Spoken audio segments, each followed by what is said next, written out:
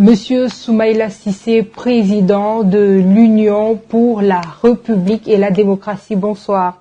Bonsoir, madame. Merci d'être sur ce plateau. Vous C'est tout le plaisir pour moi. le fauteuil présidentiel au Mali pour la 3e fois. Dites-nous, qu'est-ce qui vous rassure que cette fois sera la bonne? Ce qui me rassure, c'est d'abord ma conviction qu'il faut bien faire et mieux faire. Mais je crois que je sens, depuis ces dernières années, un besoin réel de changement dans notre pays. Je bénéficie d'une longue expérience maintenant, comme vous l'avez dit vous-même, la 3e fois. Une réelle réussite dans la gestion à l'intérieur, en tant que ministre pendant près de 10 ans. Je pense que j'ai un bilan, sans trop me flatter, très très positif. Ensuite, une expérience à l'extérieur, au niveau de la communauté africaine, au niveau de l'Union économique et monétaire ouest-africaine en tant que président. Et je pense que là aussi, j'ai eu de très très bons résultats. Je suis conforté aussi par le fait que mon parti est le 2e parti au Mali depuis 2003, depuis 15 ans. Nous sommes à une très bonne position, principal parti de l'opposition.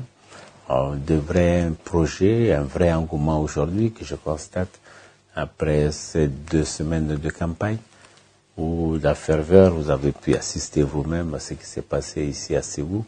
Et je crois que tout ça me conforte dans l'idée que, comme vous dites, cette fois-ci sera la bonne. D'accord.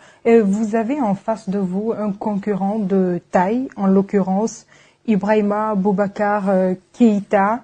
Il n'a jamais été facile de battre un président sortant. Je l'ai déjà battu. Je l'ai battu en 2002. Je suis arrivé 2e, il est arrivé 3e. La 2e fois, il a gagné. Il est arrivé 1er, je suis arrivé 2e.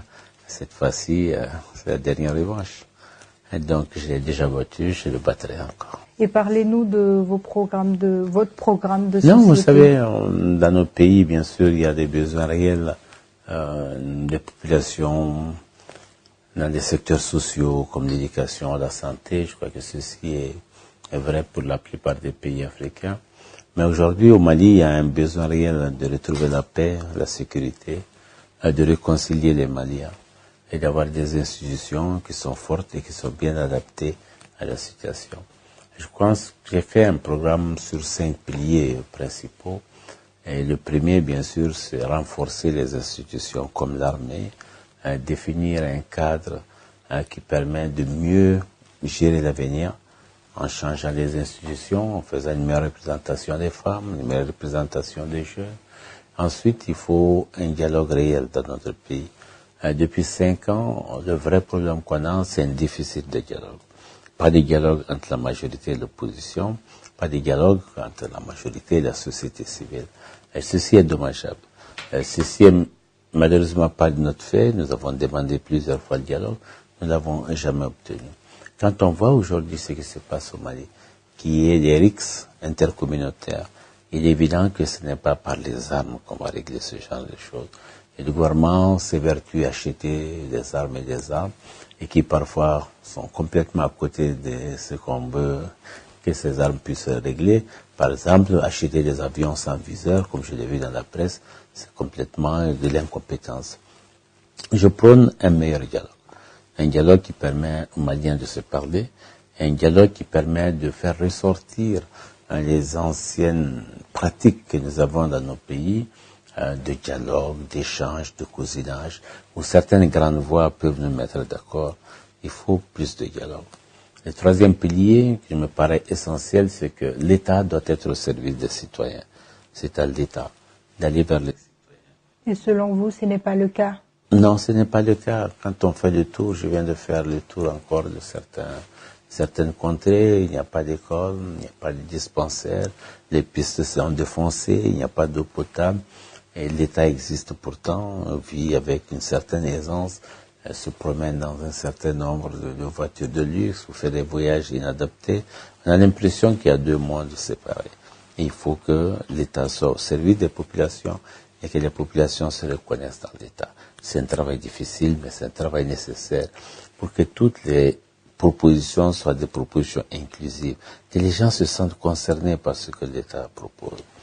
Le quatrième pilier, c'est la place des femmes et des jeunes dans nos sociétés. Faire en sorte qu'elles occupent toute leur place. Quand vous avez une assemblée nationale comme le Mali, il n'y a que 13 femmes sur 147, il n'y a pratiquement pas de jeunes, 2 ou 3. Je crois que nous dysfonctionnons. Il faut que les jeunes et les femmes puissent parler là où elles doivent parler, qu'ils puissent parler pour elles-mêmes. Je pense que des réformes importantes sont nécessaires en ce sens. Il faut bien sûr les autonomiser, il faut créer des emplois, il faut permettre aux femmes d'avoir accès au crédit. Je ne vais pas faire toute la litanie des propositions. Vous parlez de changements par-ci, par-là, de crise de tous les côtés. Ce soir, sur ce plateau, face aux Maliens, qu'est-ce que vous proposez pour une sortie de crise dans le nord du Mali? Je crois que l'un des vrais problèmes que nous avons, c'est d'abord un problème de gouvernance. Un vrai problème de gouvernance qui oriente, qui montre un chemin réel. Le Nord, nous avons un instrument important qui est l'accord de paix qui a été signé il y a bientôt 3 ans. Ce qu'on interroge sur cet accord de paix, c'est la sincérité des acteurs. Pourquoi nous n'avons pas réussi? Pourquoi depuis 3 ans ça piétine? Pourquoi il n'y a pas de désarmement, il n'y a pas de cantonnement, il n'y a pas un vrai cessez-le-feu? Et je crois qu'il faut accepter que tous les acteurs nous mettions ensemble et que nous regardions clairement, point par point, faisons une typologie de toutes les actions et qu'on dise, voilà, là ça n'a pas marché, là ça a marché. Il y a pourtant une commission d'appui à la réconciliation nationale. Un comité de suivi, un comité de suivi des accords, le CSA. Malheureusement, il ne fonctionne pas. Vous savez, le comité de suivi devrait faire un rapport trimestriel. Nous avons 3 ans. 3 ans, ça fait 3 fois 4, ça fait 12 trimestres. Nous avons eu 15 seul rapports. Ça veut dire donc qu'il ne fonctionne pas. Et s'il n'y a pas d'évaluation, on ne peut pas savoir où on va.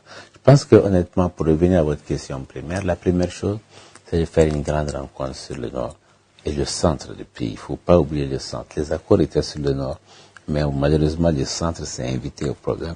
Et aujourd'hui, les risques interethniques se passent au centre. Je disais, un programme, bien sûr, je dois délivrer rapidement 4 piliers. Le dernier, bien sûr, c'est l'économie. C'est tout ce qui crée la richesse. C'est tout ce qui permet la croissance. C'est tout ce qui permet de dégager suffisamment de ressources pour pouvoir avancer et avancer vers l'émergence.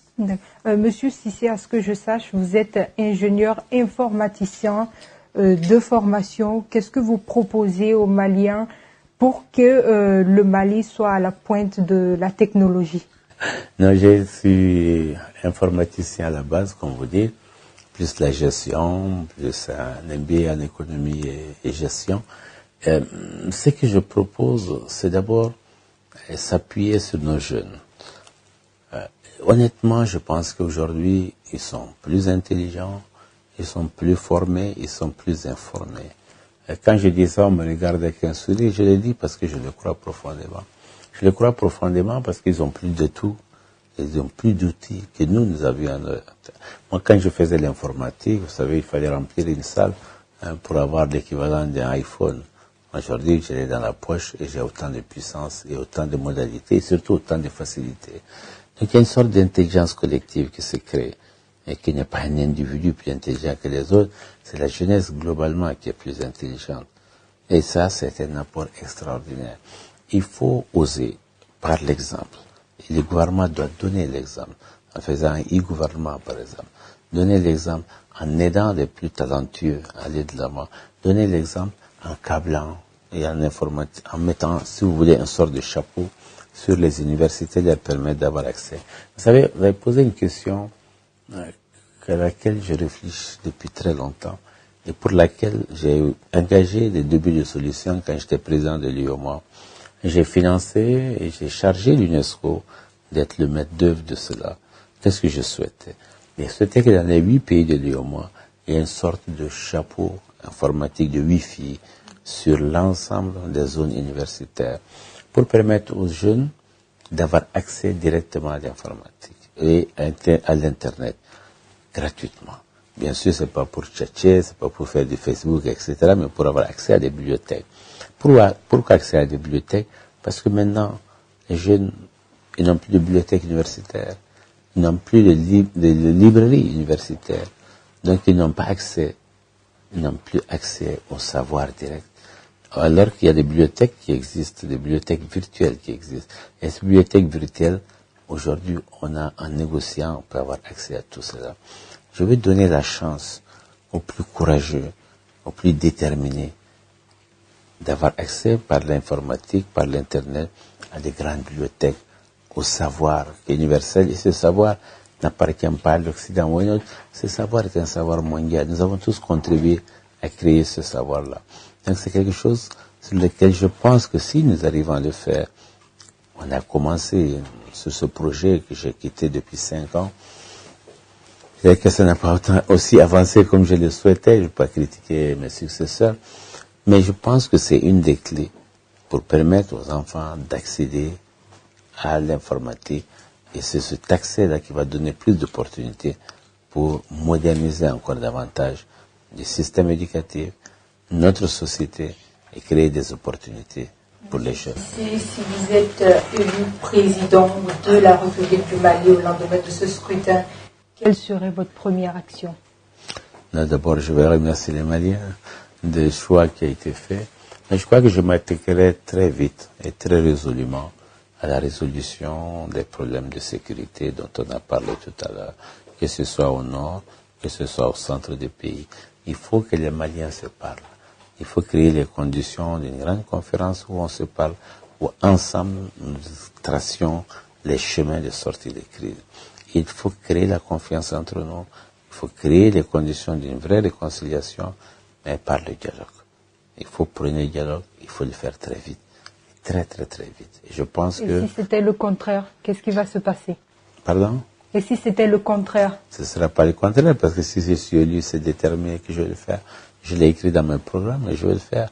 Je crois qu'il faut le faire parce que toutes les autres solutions n'ont pas réussi. Les armes n'ont pas réussi. Les vindictes n'ont pas réussi. Les menaces n'ont pas réussi. C'était l'habitude de l'ancien gouvernement. Je dis ancien, il est encore là. Cette habitude n'a pas réussi. Au bout de 5 ans, par les menaces, par l'armement, le surarmement, qui malheureusement parfois est inadéquat, on n'a pas réussi. Je crois qu'il faut changer de méthode. Il faut comprendre ce qu'est la population malienne, ce qu'est le pôle du Malien. C'est des populations qui dialoguent. C'est une population qui est déterminée à se comprendre, à échanger. Mais aussi, faudrait-il qu'il y ait une gouvernance vertueuse, qu'il y ait un leader vertueux qui montre le droit chemin. Si le leader n'est pas vertueux, il ne peut pas résoudre le problème. Parce que la confiance va s'étioler. Et sans confiance, il n'y a rien. Il n'y a pas de solution, il n'y aura pas de résultat. Ce soir, c'est tout le Mali qui vous suit. Nous vous donnons la latitude de vous exprimer à vos militants, à tous les Maliens. Non, ce que je souhaite d'abord, c'est que les élections se fassent dans le calme. C'est extrêmement important que nous évitions toute crise post-électorale. C'est pour ça que j'appelle tous les Maliens à voter et à voter librement et dans le calme. La deuxième chose, je souhaite que le gouvernement joue le jeu, que les élections soient crédibles, qu'elles ne soient pas entachées de fraude et de fraude grossière. Nous avons des prémices, nous le savons, mais il faut aller au-delà de là. Je pense aussi que les Maliens doivent se convaincre aujourd'hui que l'alternance est une nécessité, que le changement est indispensable. Parce que continuer comme nous l'avons fait pendant 5 ans, ça allait directement dans le gouffre. Le Mali est à la croisée des chemins. Quand on entend parler du Mali à l'extérieur, en tant que Malien, on baisse la tête. Parce que tout simplement, les valeurs sont parties.